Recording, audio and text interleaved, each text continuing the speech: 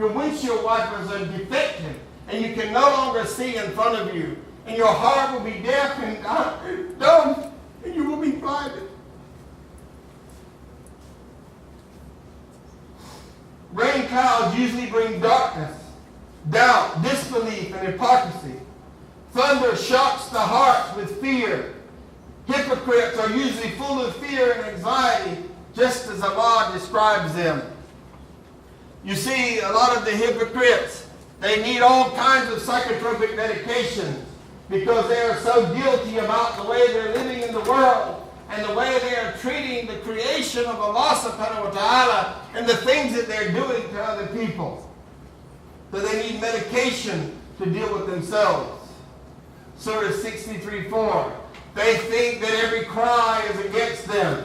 Surah 9, verse 56 and 57. They swear by Allah that they are truly of you, while they are not of you. But they are a people who are afraid. Should they find refuge or caves or a place of concealment, they would turn straightway thereto in a swift rush. The brief lightning is in reference to the light of faith that is sometimes felt in the heart of the hypocrite. They trust their fingers and their ears to keep out the stunning thunderclap for fear of death.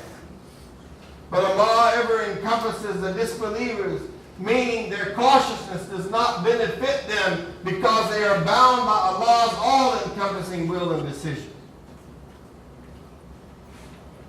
Allah said in Surah 85, verses 17 through 20, "Has the story reached you of two hosts, of Fir'aun and Thamud? Nay, the disbelievers persisted in denying, and Allah encompassed them from behind. Allah then said the lightning almost snatches away their sight, meaning because the lightning is strong itself, and because their comprehension is weak and does not allow them to embrace the faith. Whenever it flashes for them, they walk therein. Whenever the hypocrites acquire a share in the victories of Islam, they are constant with their share. They're content with their share, Whenever Islam suffers a calamity, they are ready to revert to disbelief.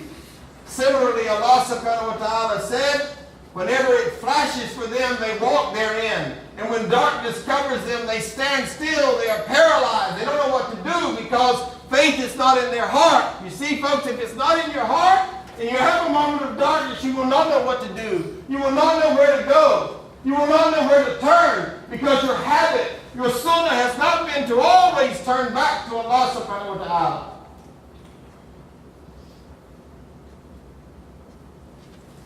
Whenever it flashes for them, they walk therein. And when darkness covers them, they stand still, paralyzed.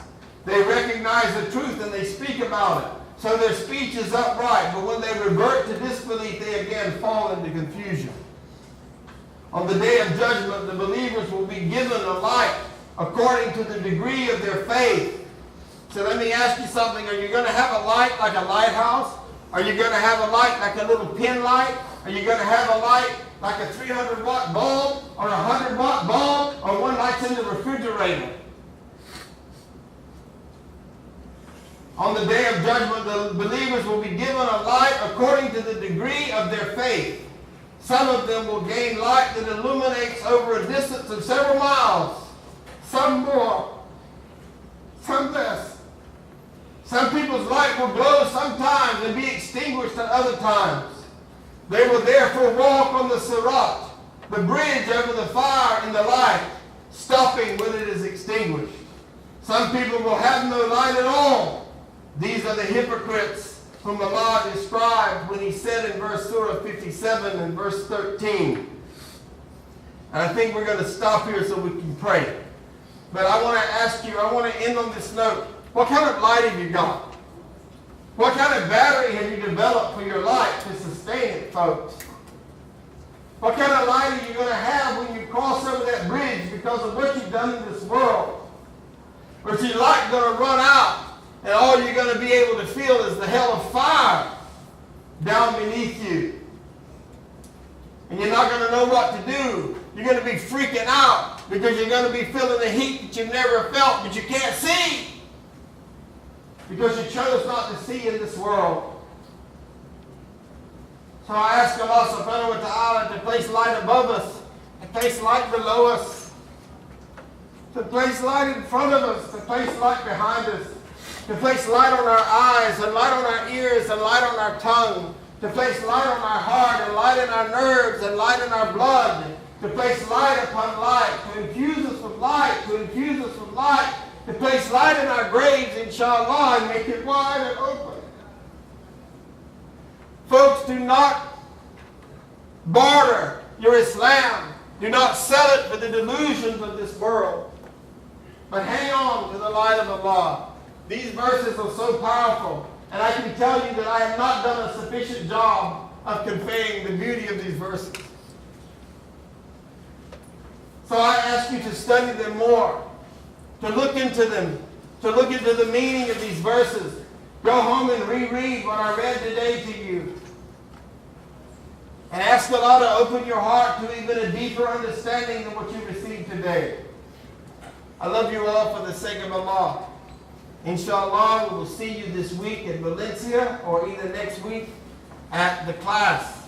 Assalamu alaikum wa rahmatullahi wa barakatuh. Make sure that's slide 96. I need to talk about